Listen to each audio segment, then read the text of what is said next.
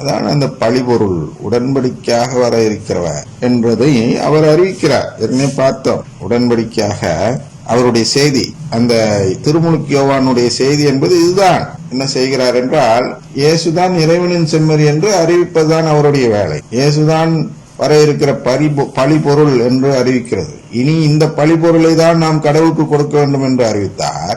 இந்த பழிபொருள் மூலமாக தான் மீட்பு கிடைக்கும் என்று அறிவித்தார். இதெல்லாம் அவருடைய செய்தி, அவர் மக்களுக்கு கொடுத்த செய்தி. இதுதான் முன்னோடியாக அவர் சென்றார். இதன் மூலமாக எதை அறிவித்தார் என்றால், இவர் தான் நமக்கு ஃபீலியல் அடாப்ஷன் கொடுத்து நமக்கு உறவை கொடுக்க இருக்கிறவர். அடாப்ஷன் கொடுத்து நமக்கு உறவை கொடுக்க இருக்கிறவர். நமக்கு அந்த சந்ததியினர் சந்ததியாக தத்தெடுக்கும் உறவை நமக்கு கொடுக்க இருக்கிறவர் இந்த இயேசுதான், இந்த நற்கருணை ஆண்டவர் தான் என்று, அந்த பழிபொருளாக வந்திருப்பவர் தான் என்று அவர் போதித்து வந்தார். இந்த நற்கருணை who takes away the sins of the world, உலகின் பாவங்களை போக்கும் நற்கருணை இவரே என்று அறிவித்தார். யோவான் 1:29, திருத்தூதர் பணி 1:22, லூக்கா 1:41, 16:16, யோவான் 3:29. மீண்டும் அதுபோன்று இதன் மூலமாக நாம் என்ன தெரிந்து கொள்கிறோம்? இதை யோவான் அறிவித்த கருத்தாக தெரிந்து கொள்கிறோம். இதோ இறைவனின் செம்மறி, உலகின் பாவங்களை போக்க வந்தவர் என்று நற்கருணை தூக்கி பிடித்து சொல்கிறார்கள் அல்லவா, அது யோவான் சொன்ன கருத்துக்கள் என்று சிசிசி சொல்கிறது. அதனால் இந்த கருத்துக்களை சுமந்து கொண்டுதான் இவர் இயேசுக்கு முன்னால் சென்றார். Going before Jesus in the spirit and power of Elijah, John bears witness to Christ in his preaching by his baptism of conversion and through his martyrdom. John bears witness to Christ. அவர் இயேசுக்கு சாட்சியாக இருக்கிறார். நற்கருணை ஆண்டவர் இயேசுதான் சாட்சியாக இருக்கிறார். அது எது? அவருடைய போதனைகள் மூலமாகவும், அடுத்தது by his baptism of conversion, இவர்கள் மனமாறிவிட்டார்கள் என்ற திருமுழுக்கு கொடுத்தார் அல்லவா, மனமாற்றத்தின் திருமுழுக்கு என்று அதற்கு சொல்ல வேண்டும், நீரினால் திருமுழுக்கு. அந்த மனமாற்றத்தின் திருமுழுக்கு என்றால் என்ன என்றால், வளமை நற்செய்தியிலிருந்து சிலுவை நற்செய்திக்கு உள்ள மனமாற்றம்.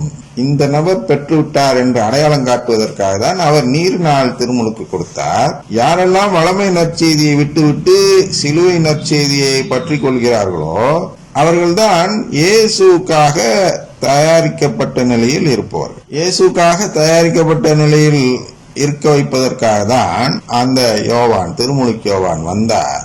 அதனால் அவர் இந்த திருமுழுக்கை கொடுப்பதில் என்ன ஒரு தாற்பயம் இருந்தது என்றால், இவர்கள் எல்லாம் திருமுழுக்கு பெற்றவர்கள் எல்லாம் மனம் மாறிவிட்டார்கள். எந்த மனம் மாறிவிட்டார்கள்?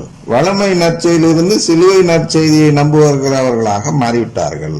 இந்த உலக செல்வம் இருந்தால் மட்டும் போதும், உறவு வேண்டாம் என்று சொன்ன நிலையில், கடவுளின் உறவு எல்லாம் கிடைக்காது, வேண்டாம்னா யாரும் போய் கடவுள்கிட்ட சொல்ல மாட்டாங்க. அதை நம்பவில்லை என்றால் நீங்கள் வேண்டாம் என்று சொல்வதாக பொருள். ஆனால் அதை நம்பாதவர்களாக இருந்தார்கள். எதை நம்பாதவர்களாக? கடவுள் நமக்கு ஒரு உறவை கொடுக்க தன் மகனை அனுப்புவார் என்று நம்பாதவர்களாக அன்று இருந்தார்கள்.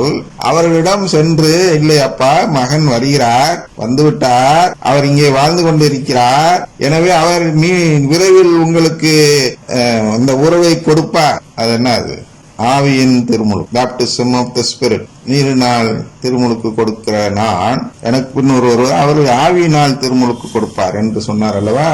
அதுதான் அதோடைய உட்பொருள். ஐயா வந்து விட்டார். ஐயா கடவுள் மனிதனாக பிறந்து விட்டார். கடவுளால் மனிதனாக பிறக்க முடியும், அவதாரம் இல்லை. அவதாரம் எந்த கடவுள் வேணாலும் எப்ப வேணாலும் எடுக்கலாம். ஆனால் அந்த கடவுள் பிறக்க முடியுமா என்றால் மற்ற இதெல்லாம் பிறக்க முடியாது. அவதார புருஷர்கள் பிறப்பதில்லை, அவர்கள் தோன்றுவதுதான், பிறப்பது போன்று தோன்றுவது. அதனால்தான் தொடக்கத்தில் இதில் பல குழப்பங்கள் பல தப்பறைகள் போதிக்கப்பட்டன. இயேசுவையும் அது போன்று அவதார புருஷனாக காட்டுவதற்காக அன்னை மரியாள் கடவுளின் தாய் இல்லை என்று சொன்னார்கள். இல்லை, அவர் உண்மையிலேயே மனிதன் தான் என்று சொல்வதற்காக தான் நாம் என்ன செய்கிறோம்?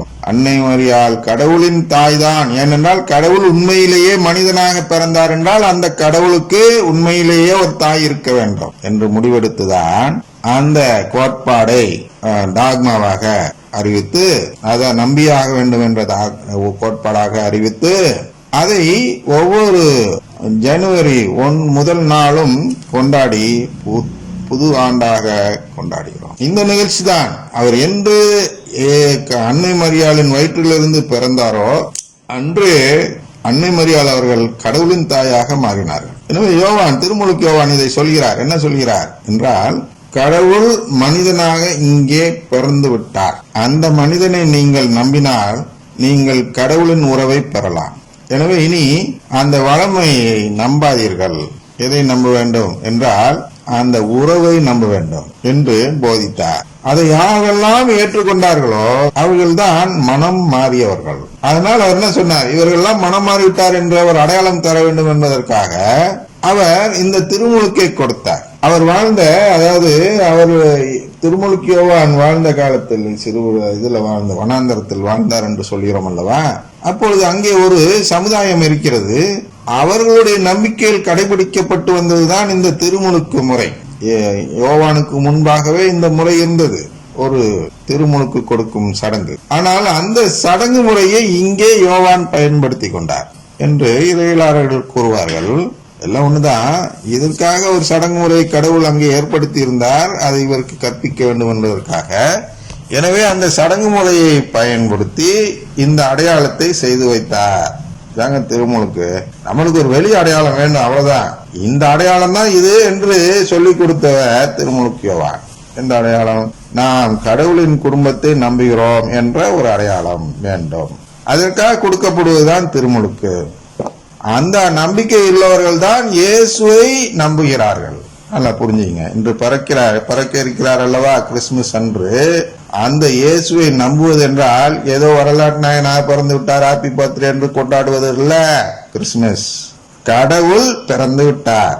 இந்த கடவுள் நமக்கு உறவு கொடுப்பதற்காக பிறந்திருக்கிறார். அந்த உறவு எனக்கு வேண்டும் என்று சொல்லும் விதத்தில் அதை நம்புவதுதான். எதை? அவர் கடவுள் பிறந்தார் நமக்கு உறவு கொடுப்பதற்காக என்று நம்பும் பொழுதுதான் நாம் அந்த இயேசுவை நம் உள்ளத்தில் பிறக்க செய்கிறோம். இதுதான் அவர் செய்தார். திருமுழுக்கு யோவான் ஒவ்வொரு உள்ளத்திலும் இயேசுவை பிறக்க செய்தார். எப்படி? இப்படிதான் அவருடைய உறவை தேடும் அனைவரும், அவருடைய உறவை தேடி திருமுழுக்கு பெறும் அனைவரும் அதை செய்கிறார்கள்.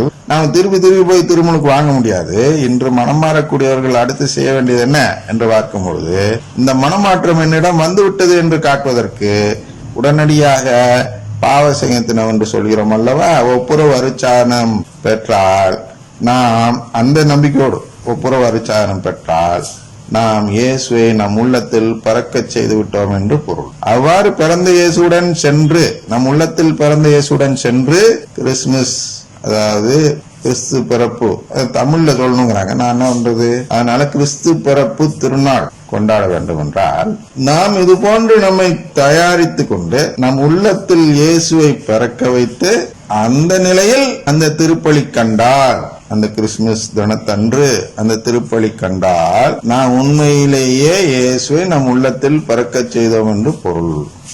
இந்த நம்பிக்கையெல்லாம் இல்லாமல் நல்ல புத்தாடை அணிந்து கொள்ள வேண்டும், நல்லா சாப்பிட வேண்டும், பிரியாணி போட வேண்டும், அதனால் கிறிஸ்துமஸ் கொண்டாடுகிறோம் என்ற அந்த பார்வையில் இயேசு தனக்கு நல்ல வளமை நிறைந்த ஆசிரை தர வேண்டும் என்றெல்லாம் ஒரு கூட்டம் கொண்டாடுகிறது அல்லவா. அவர்கள்தான் இயேசுவை தங்கள் உள்ளத்தில் பிறக்க செய்யாத ஒரு நம்பிக்கையோடு வளமை நற்செய்தியை நம்பக்கூடியவர்களாக இருக்கிறார்கள்.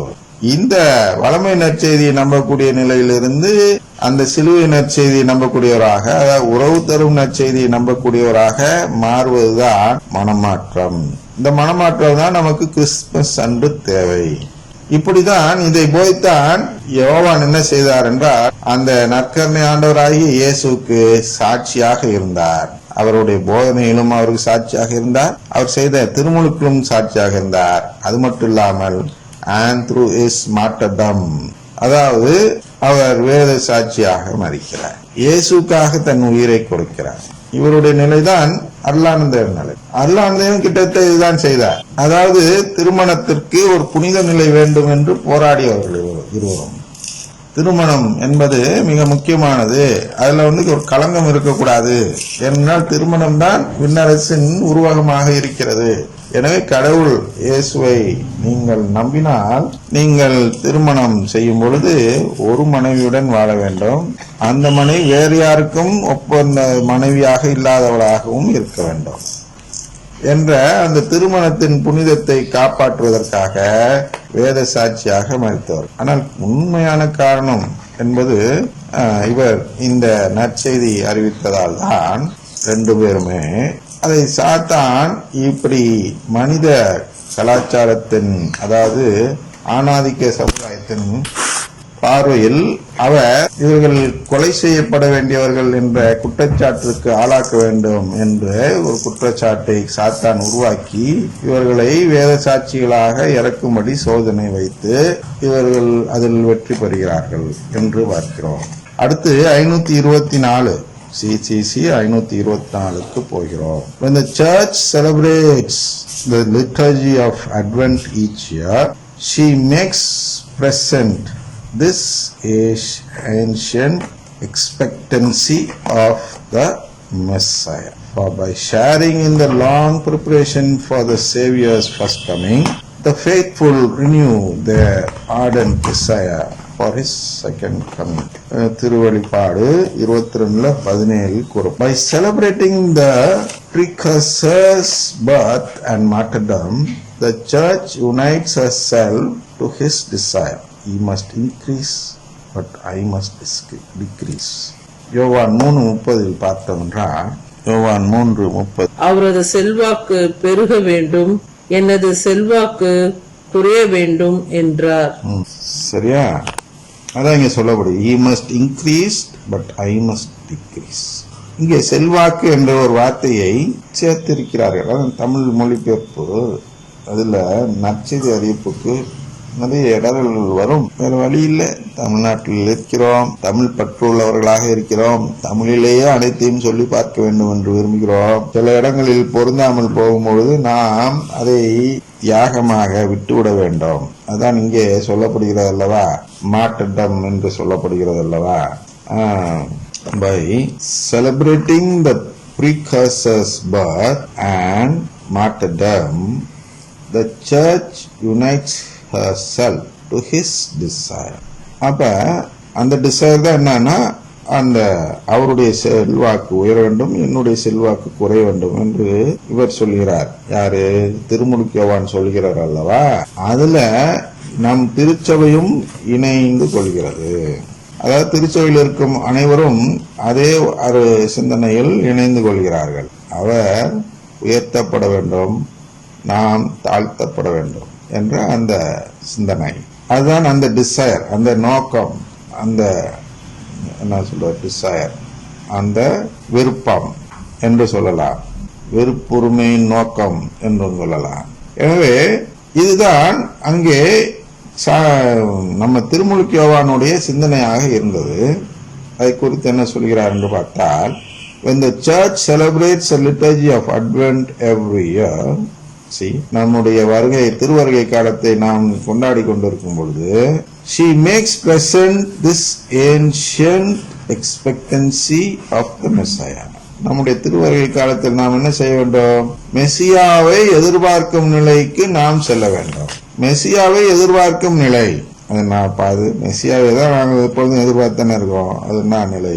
அதுதான் மெசியா என்றால் என்ன, அவரை எதிர்பார்ப்பது என்றால் என்ன, இதையெல்லாம் புரிந்து கொண்டு அதன்படி சரியாக எதிர்பார்க்கும் நிலையை பெற வேண்டும் என்பதற்காக தான் திருச்சபை நமக்கு எதை செய்திருக்கிறது என்றால், இந்த திருவருகை காலத்தை ஏற்பாடு செய்திருக்கிறது. திருச்சபை என்று சொல்லும் போது செய்திருக்கிறாள் என்று பயன்படுத்துவதுதான் சரியான முறை. ஆனால் நம்முடைய அவள் இவள் என்ற பயன்பாடு அது இது என்ற பயன்பாட்டை விட கொஞ்சம் இழிவு நிலையில் இருப்பதால் நாம் அதை சொல்ல கூச்சப்பட்டு கொண்டு அது இது என்றுதான் பயன்படுத்துகிறோம். நம் வழக்கத்தில் உள்ளதுதான். நம் கலாச்சாரத்தில் சில பெண்களை அவள் இவள் என்று சொல்ல நாம் யோசிக்கும் பொழுதும், அதே நேரத்தில் அவர்கள் இவர்கள் என்று உயர் மதிப்பு கொடுக்க யோசிக்கும் பொழுதும், இரண்டுக்கும் இடையில் அது இது என்று சொல்வது நமது வழக்கம். அதுபோன்று அந்த மரியாதை கொடுக்கும் நிலையாகவும் இருக்கும், அதை இழிவுபடுத்தாத நிலையாகவும் இருக்கும். அவள் என்று சொல்ல வேண்டும் என்றால் இழிவுபடுத்தும் நிலையாக மாறிவிடும் என்பதால் அது இது என்று சொல்கிறோம். எனவே